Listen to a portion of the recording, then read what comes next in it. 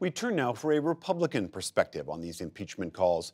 Congressman Andy Harris of Maryland is on the House Ukraine caucus, and he joins me now. Congressman, thank you very much for being here. I wonder if you could just give me your initial reaction to today's development, that the House is going to move forward with an impeachment inquiry.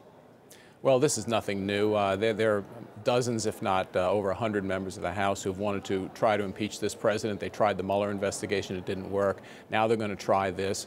You know, I just think the American people needs to see the transcripts not only of the president's call, but of Vice President Biden's call, where he was holding up $1 billion worth of aid to the Ukrainian government when he was vice president. Again, his son earning $50,000 a month. The average American would want to know exactly what did his son do for $50,000 a month while his father was negotiating with the Ukrainians over $1 billion of aid. The American people need to know the truth. I would like to touch on the Biden's role in this in just a moment. But first off, let's talk about the president's actions. The president has admitted that he pressured the president of Ukraine to look into the Bidens repeatedly, according to some reports, 8 times in one phone call. The president has also acknowledged that he withheld aid from Ukraine preceding this phone call. Do none of those actions trouble you? Well, let's put it in the perspective. You know, the Ukrainian government has corrupt oligarchs in charge of a lot of things in the government, including the agency that Hunter Biden was associated with.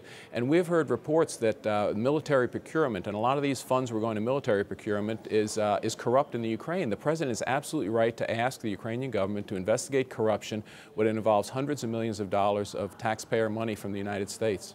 But if it was the president saying repeatedly, I want you to look into Joe Biden and Hunter Biden, with the full knowledge that that could likely be his opponent in the presidential election, that does not give you pause. Look, we're not going to talk about hypotheticals. Tomorrow we'll know what the transcript was. Let's talk about it after we know what the transcript was, and then let's urge Vice President Biden to release the transcripts of his dealings with the Ukrainians when he was vice president, because that goes to the heart of the matter. You know, we're dealing with a government that was rife with corruption, and the question is whether we should be sending hundreds of millions of dollars to that government without them taking a position to stop the corruption in the Ukraine.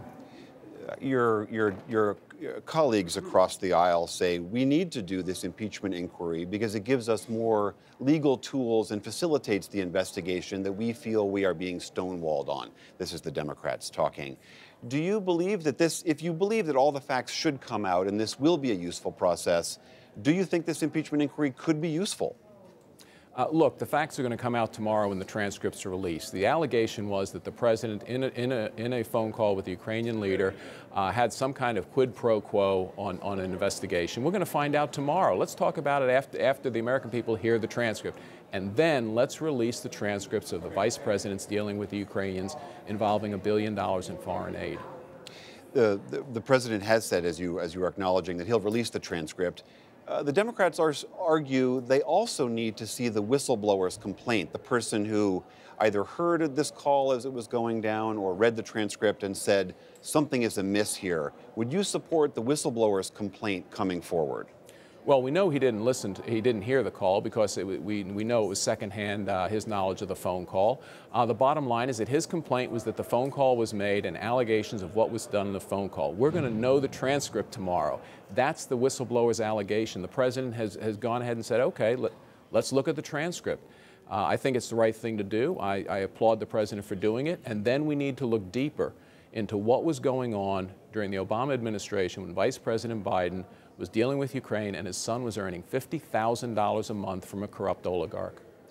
Do you think that when the Director of National Intelligence on Thursday testifies before the House, he has been asked repeatedly to give up this whistleblower's complaint? Do you think that that should come forward? Should he provide more information about that particular complaint?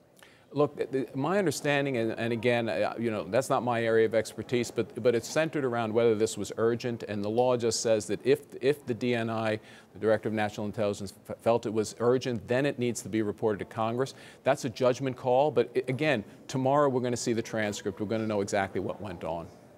The president has hinted a few times that he thinks the Democrats are overplaying their hands, that in the end, if they go forward with this inquiry, that it will play to his political benefit. Do you think that that's true? Do you think that the Democrats are overplaying their hand here? I absolutely agree. The bottom line is the American people want Congress to deal with the problems that Americans are facing and what they're concerned about.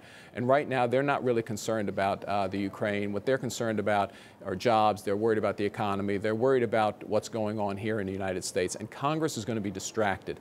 The last time this happened in 1998, the party that held the impeachment was punished at the polls. It'll be the same way next year. All right, Representative Andy Harris of Maryland, thank you very much for being here.